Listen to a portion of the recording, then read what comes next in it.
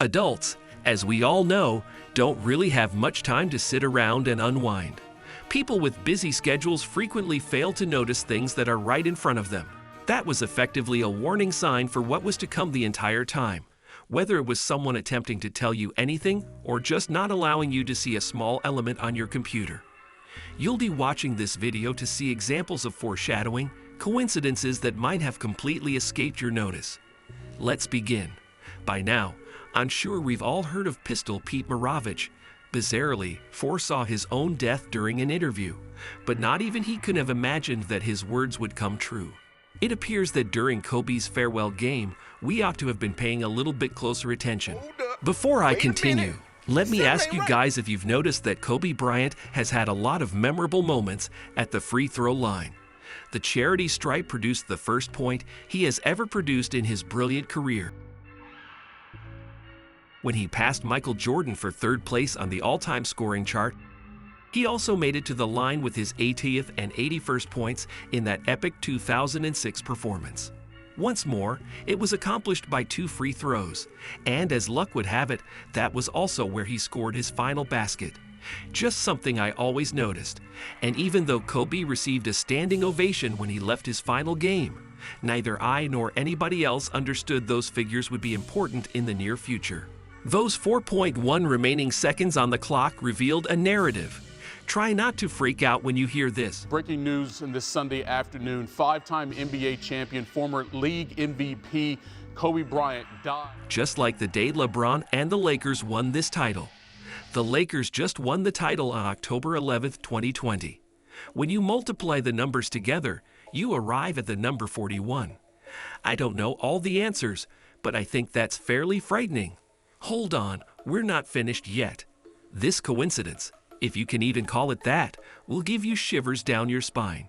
Even further in the past, this brief film, or if you prefer, commercial, ought to have been viewed as yet another word flag. In 2011, Kobe Bryant, Bruce Willis, and Kanye West collaborated for the Nike initiative, aptly titled The Black Mamba, in which Kobe persistently pursues West, while other dangerous assassins make an effort to stop him. It appears that Kanye was able to depart the scene toward the end, but Kobe, being the assassin that he was, picks up a bomb and throws it right towards the chopper, causing it to explode, as you can see. When the unfortunate incident on January 26th of this year occurred, many fans were horrified to discover how similar the two were to one another. And as a result, advertisements started to reappear all over social media. Many of us questioned whether they had been attempting to tell us something all along because it was so unbelievable. Here is a Pizza Hut advertisement from approximately a year ago, starring Maria Taylor, that must have had a feeling about the absence of fans before it became reality. It's actually pretty crazy that fans are necessary for a football game, but this one is nearly beyond comprehension. Remember when the Heat fans decided to leave the arena early during Game 6 of the 2013 NBA Finals because they thought the game was essentially over? They got a rude awakening when they discovered that Ray Allen had made a crucial shot to tie the game but was subsequently barred from entering the arena. I recently came across this Toyota commercial from 2005, which appears to have hinted at what will happen 8 years later. Man, what a blowout. Well, at least we beat the traffic. And the Heat have tied it. What a comeback! Come on!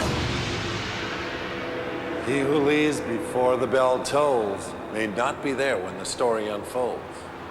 As you just saw, Phil Jackson is sporting the Jedi robe that looks like he just arrived from the future. He appears to be wanting those Heat supporters to support their team by possibly giving them a heads up in advance. I find it suspicious that they based the commercial on Miami fans rather than Houston Rockets fans, because before Tracy McGrady pulled off one of the greatest comebacks of all time, their fans actually left the game prematurely as well and would go in to learn about that epic comeback on the radio, in their cars, and on their way home. I can't even begin to comprehend how accurate that commercial was. It would make more sense to use that fan base as an example because that incident actually occurred around the same time as this commercial. However, not for any peculiar reasons, they strangely supported Heat supporters. State Farm collaborated with Chris Paul, Kevin Garnett, DeAndre Jordan, Kevin Love, and Damian Lillard in 2016 to create a fictional family known as the Hoopers. During the NBA Finals, they aired a number of commercials. That was a lot of fun, but they had no idea that they unknowingly forecasted the following year 2017 offseason well, at least to a certain level. The first example was when the father of the family, Chris Paul, had a brief conversation about the birds and the bees to his teenage son, Kevin Love, modifying the phrase to the Hawks and the Hornets. Kevin, so I see you're becoming a teenager. Been walking around acting all cavalier. I think it's about time we had that talk about the Hawks and the Hornets.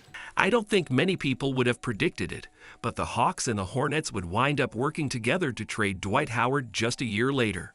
Unimpressed, Grandpa Garnett was anxiously searching for a pair of clippers so he could cut out coupons for some chicken nuggets. You don't need the coupons, okay? You just saved a bunch of money with State Farm by combining your home and auto insurance. You know what? It is a good deal. Yeah. But so is saving $2 off these Mile High nuggets. Oh, I love nuggets. That's absurd because the year after, prior to the drought, Cleveland was seriously considering a 3-team trade with Indiana and Denver in which Paul George would go to the Cavaliers in exchange for Kevin Love, who would go to none other than the Nuggets. Obviously, it never happened, but if you give it some thought, it's possible that those exact words could have been spoken and almost came to pass. The final one was accurate.